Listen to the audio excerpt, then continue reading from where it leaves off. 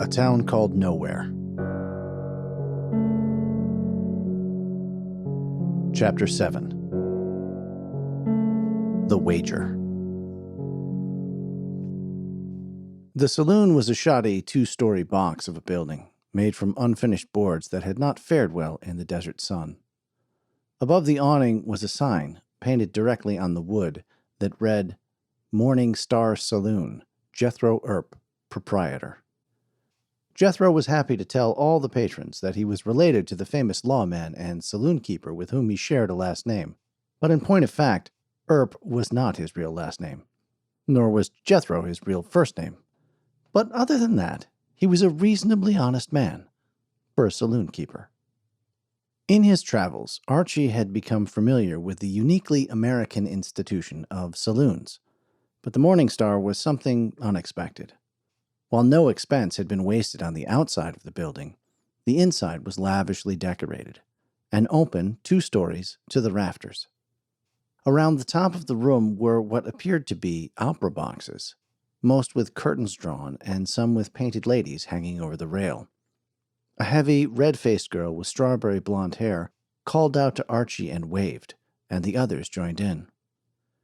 Archie didn't know how to take this, so he looked down at the floor.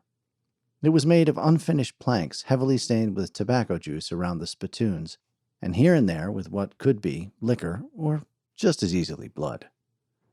The saloon was crowded, and a large man in a fancy suit was addressing patrons who were not otherwise occupied playing faro or poker, or in one case, sleeping on the floor.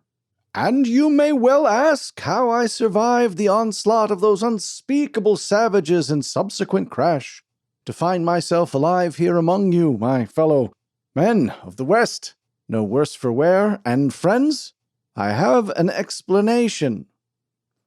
"You was just lucky," called out a tired miner who was leaning against the bar to avoid falling down.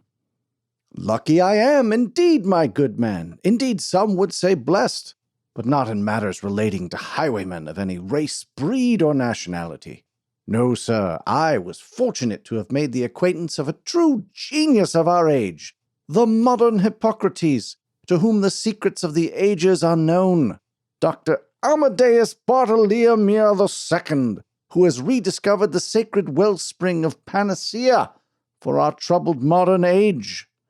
And here he produced a small bottle of patent medicine from his jacket pocket. "A marvelous elixir which has restored me from my broken state to the hale and hearty creature you see before you."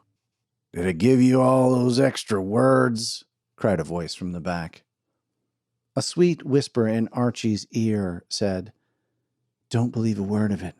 I was on that stage, and I am perfectly fine." Archie turned and saw a lovely woman dressed in nothing more than a corset and petticoat. She smiled hungrily and said, "I escaped with nothing more than a bruise on my leg. Would you like to see it?" Archie was flustered by this, and, at a loss, blurted out, "Archimedes Croriton, at your service." "There's a thought," she said. "Why don't you come upstairs with me, Mr. Croriton?" You are quite forward, aren't you, Miss?" "Alice. Just Alice," she said, wrapping her arms around him. "But if you want, you can call me yours." Archie looked around desperately, not sure what to do. From across the room he saw McAllister, red-faced, plowing through the crowd towards him, grinning from ear to ear. He clapped Archie on the shoulder and said, "They've only Irish whiskey in this god-forsaken place, but I'll buy you one anyway." He tipped his hat at Alice. "Mom!" As they bellied up to the bar, Jethro dragged Dr. Krupp out by his ear. Not to be silenced by this rough treatment, the good doctor bellowed, "Look for my wagon! Discounts for quantity! Perfect for hangovers!" Jethro hurled him through the door of the saloon, and he was heard from no more.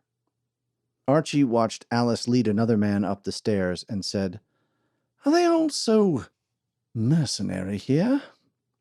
McAllister laughed heartily and said, "She's in the business of making money, lad, and business is good. The mercantile finds its way into everything in America, doesn't it? Are you not getting paid? Well, of course, but... Then there's your answer. They toasted and drank. It was awful stuff, really. But after a long and dusty ride, and even in spite of the strange, paranoid reception of Monsieur Dumont, Archie found himself excited to be on an adventure. Even if nothing came of it. Even if, in the end, broken and penniless, he was at last forced to go crawling back. Best not to think of it. At least he would have seen something of the world. And besides, there were fortunes to be made here in the West. And with a fortune would come the power required to spit in his brother Reginald's eye. They tossed back another whiskey, and Archie's spirits rose even more. He turned and saw Jane Siskin at the entrance. Gone were the rough leathers of her traveling garb and the battered gray hat. She now wore a simple blue dress, and her hair was down, still damp from the bath, but already winding with natural curl. In spite of himself, Archie said, My word, she's quite... McAllister leaned in and said, You may be a prince where you're from, your excellency, but lad, she's a queen in this land. Mule queen, but a queen nonetheless. And then McAllister walked into the back. Archie cried out after him, I'm not a bloody prince. From over his shoulder, he heard Jane say, You are a prince. I knew it. The bartender slid a glass and a bottle of light brown liquor across the bar to Jane, and she raised the empty glass in salute to Jethro. Archie thought her smile was the prettiest thing he'd seen in months. What a transformation had come over this hard-driving woman. As Jane poured, Archie protested, I told you, I am a second son, exactly nothing. Usually someone in my position has some power, influence, and employment, and is a man, in some measure, to be reckoned with. But I have been disowned, for you see, my brother hates me. What did you do to him? Nothing that brothers have not been doing to brothers since the dawn of time. It was our father, you see. He loved me best, and he never let my brother forget it. To be sure, he wasn't as bright or as diligent as I, but that was no cause for such abuse. I cannot imagine what my father was thinking, or how he thought it might turn out when he was gone. Perhaps he thought he would live forever. That's not a thought much entertained in this part of the world. I would imagine not. Have you dispatched a team to recover my freight? Sir, despite the best of intentions, I am unable to do so, said Jane, suddenly becoming formal. Archie grew stiff. What do you mean? My men, such as they are, she said as she swept her hand around indicating the general debauchery in which Archie recognized some of the teamsters from the journey into town. At least one was catatonic, and several others weren't far off. McAllister was now engaged in an arm wrestling contest in the corner around which men were gambling and shouting. Another of the teamsters was sitting next to the piano, singing along as loud as he could with a song he didn't know the words to. And another two of the teamsters were following poxy-looking women upstairs to the boxes. Archie frowned with comprehension. Jane snagged an empty, if not exactly clean, glass from the bar and poured him a shot of the light brown liquor she was drinking. Come on, my sweet prince, let your hair down a little from that funny hat of yours and relax. Your hunk of metal will still be there in the morning. Archie drank the shot and winced. Good Lord, what is that? Tequila. Mexicans make it from a cactus, I hear tell. Yes, that would explain the spiky taste. See, said Jane, slapping him on the shoulder and pouring him another. I knew you was all right. Settle in and let's get down to making bad choices with the rest of this night. In the back of the room, McAllister slammed his opponent's fist onto the table, and cheers erupted. Archie paused a moment, considering his situation with a sad smile. Then, resolved, he picked his pith helmet up off the bar and said, Sadly, mademoiselle, my day is not done. so my evening cannot begin." Then he turned and strode out of the foul air of the saloon. "God damn it," said Jane. Then she shouted, "Red, come on! We gotta save our headstrong prince from himself." While McAllister gathered his winnings, she took another shot of tequila. Then they went in pursuit of their strange Englishman. They found Archie struggling to assemble a team to pull a wagon. Archie said, "You think I cannot recover the cargo on my own?" "Mister, from what I've seen, I can't even be sure you can find your way back to the cargo," said Jane. Archie looked to McAllister. "And you?" "Not doubting your spirit, sir, but we had a team of 10 men to help load those wagons. And we needed every one, as you may recall." "Oh, there is that," Archie said with a smile. "Nonetheless, the way must be found, and I shall find it. On my own, it appears. But if I might, perhaps you would care for a wager." "Keep your money, you'll never pull it off," said Jane. "Then odds?" "It's impossible." "That's a very strong word, impossible."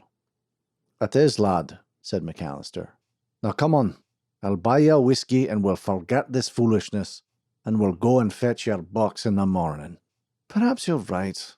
So let me amend my wager. I say that I can recover that crate before sunrise using only 2 men, some rope, a block and tackle, and 2 16-foot beams." "2 men," said Jane, bristling at the implication. "Or a man and a good woman," said Archie with a smile. "And if I lose the wager, I will pay $5 to every one of yours, and I will cover any bets up to $100. Now, do you have the courage of your convictions, or are you, what was the phrase? 10 horns? "Tin horn," said Jane. "One word." "As you say." McAllister produced his winnings from the arm wrestling match and said, "Down for 25. They both looked at Jane, who nodded and said, "Hell, I'm good for 25.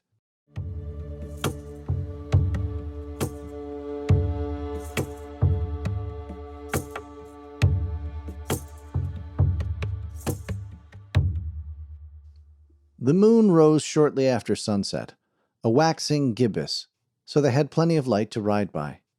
McAllister drove the wagon, this one pulled by a team of 6 horses. The oxen were still worn out from the heat. They were terrible animals for the desert, but for the heaviest load there was nothing else. Life was hard on man and animal alike in this place, but it was God who put the silver in the ground. So here they all were. The road to Bisbee seemed easier in the chill of the night air, and the landscape less harsh and foreboding in the moonlight. They reached the wagon quickly, and McAllister surveyed the wreckage and said, "There's no way you're getting that crate onto this wagon without a crane or more men."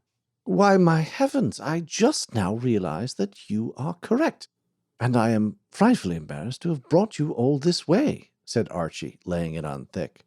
"Then pay up. I've a powerful thirst that needs attention."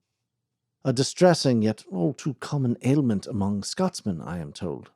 I shall endeavour to be quick." Archie was as good as his word.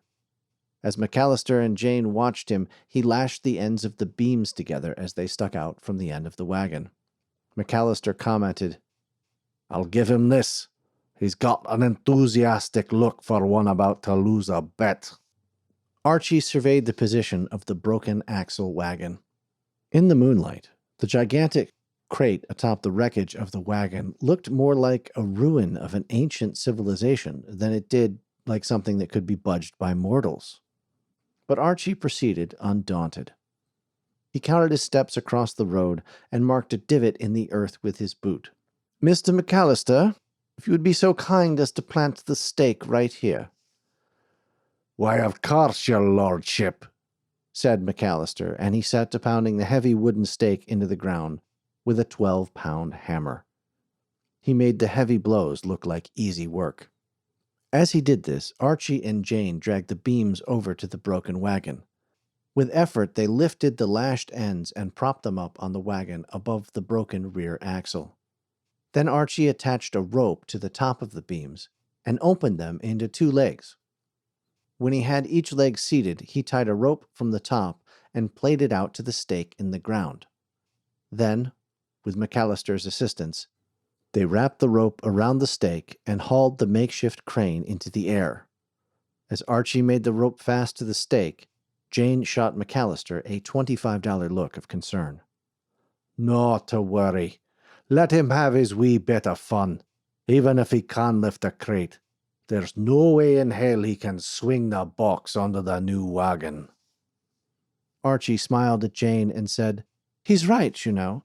There is no way I can move the box onto the wagon." "Then why are you smiling?" asked Jane. "It is simply the resolute and indefatigable optimism that is the birthright of every English gentleman." McAllister scoffed. As Archie climbed up on the wrecked wagon and made the block fast to his makeshift crane, he said, "Especially when in comparison with the dismal pessimism of, say, your average Hibernian. Always with them what cannot be done. I think it has something to do with the bleakness of the landscape, the fewer hours of daylight in those far northern realms." McAllister said, "His brain's been addled by breathing the thick smog of London town." Archie looped rope around the back of the broken wagon and made it fast. Then he hooked one side of the triple sheave block under this loop. He took another length of rope, made it fast, and fed the other end through the blocks. He then tossed the bitter end to McAllister and stooped to chock the front wheels of the broken wagon. His preparations complete, he said, "If you please, Mr. McAllister." With a few short heaves on the rope, the back of the wagon lifted clear of the desert floor, leaving the rear wheels drooping inward on the broken halves of the axle. Archie pulled each wheel and section of the axle out and let them drop on the ground. Then he maneuvered the wagon they had brought around and backed the wagons up end to end. It was the work of a few moments to remove the sideboards. Then Archie was able to back one wagon underneath the other. They lowered the broken wagon onto the working wagon and tied it tight. Archie said, "You neglected to consider the wagon itself as a lever." Jane said, "Hell, seems like our mistake was doubting you." And she beamed with pride at the strange Englishman. McAllister hefted his coin pouch with a bitter smile on his face, torn between admiration for the work and disappointment at losing the bet. McAllister moved to remount the wagon, and Archie said, No, the bet is that I can get it back to town, and I'll see it safely there on my own." Jane handed her reins to McAllister and climbed up into the wagon next to Archie, and off they went, as easy as anything. McAllister kept a respectful distance behind, not wanting to hear the conversation, and knowing better than to breathe a word of his fears to Jane. Mule Queen she might be, but McAllister knew, deep down, she was of a different class than Archie, and he'd seen what came of the hired help dallying with the nobles. Oh, for sure, in America they would tell you there were no nobles and there was no class. But McAllister just shook his head at such talk. There were classes everywhere. Only here, they hid the lines. From what he had seen, it just led to more catastrophe. At such price, freedom? Still, he couldn't help but like this Croyton. He had a care for his work, and the most sand of any man he'd seen out west who didn't carry a gun. So as they rode back to Grantham, he stared up at the moon and thought of a girl he had known in Aberdeen a long time ago and a world away.